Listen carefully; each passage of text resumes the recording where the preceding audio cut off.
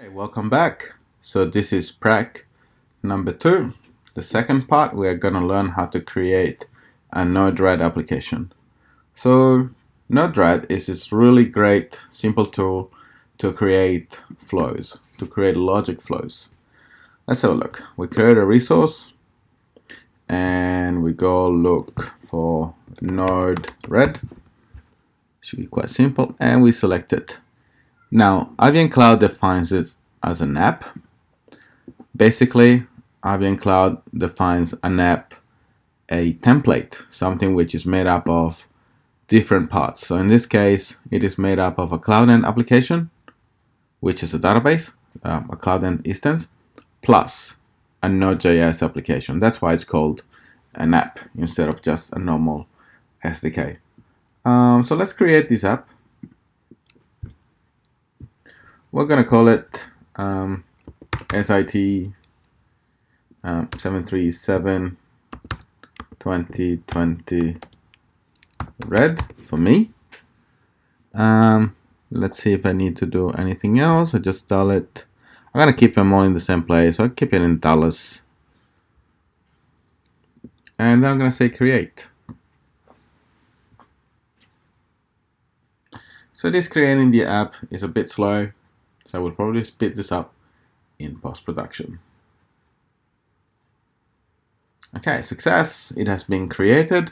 Now, created doesn't mean that it has been deployed yet. So this is a little bit more complex than the application that we had before.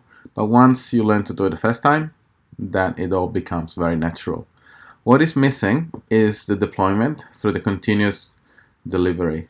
So we basically need to set this up. You can see that it's doing a few things.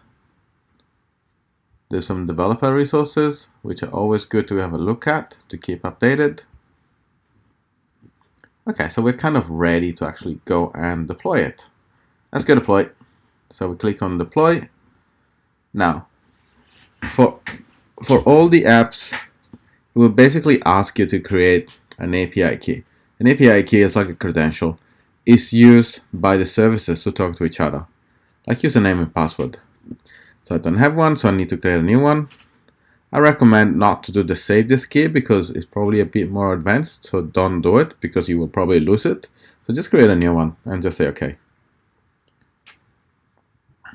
Yes, number of instances.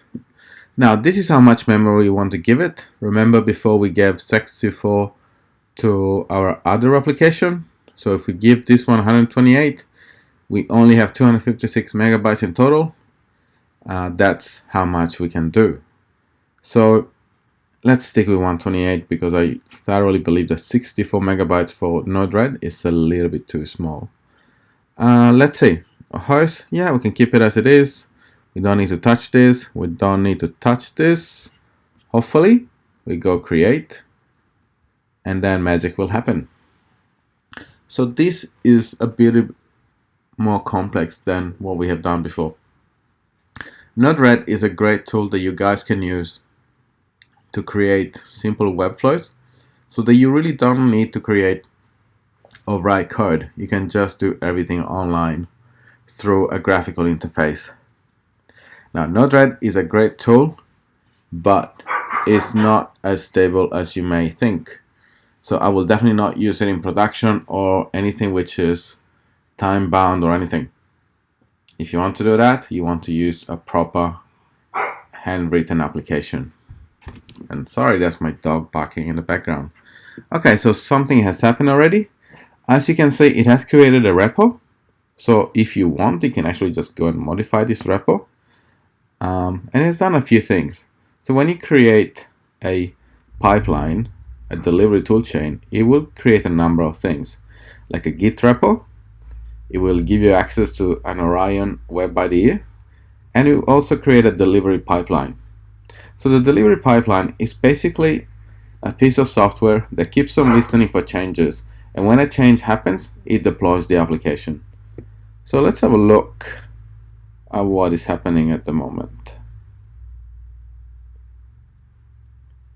So let's have a look at the actual pipeline. I think we can just go into here.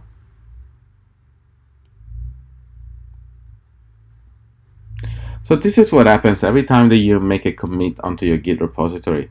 There is a pipeline which you can add stages to that will basically start doing a number of things.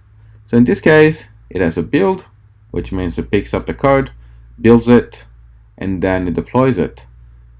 It's good practice to learn to maybe go and check what is actually happening. So if you go and click here, you can actually see the logs and you can see everything that is happening, because for example there was a fail, but we're in a cloud environment. Generally it's able to heal itself, and now it's doing everything that you would probably expect to see on your shell. So if the deployment went well, you should find it here in your Cloud Foundry apps in your dashboard. So if you go in here, you can actually see them here. So this is the application that we deployed before, and this is our NodeRed application that we're deploying just now. Let's see if it's complete. Well, the application is awake, which I believe does not mean that it is being deployed fully just yet. We can go and have a look. No, apparently it is complete. So let's just do the simple configuration. Username, I use my usual. Okay, next. Please try to put something that you will remember.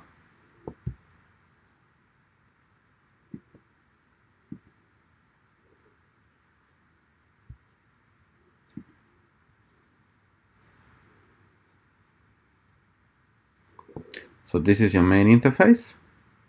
Well, you will only really need to be here once. And if you press here, you can log in. Here's your application. So this is your NodeRed up and running. What I recommend is take this and put it in your bookmark so that you're not gonna lose it. So this is the end of it. I will make another video to quickly explain what NodeRed does. Thank you. Bye bye.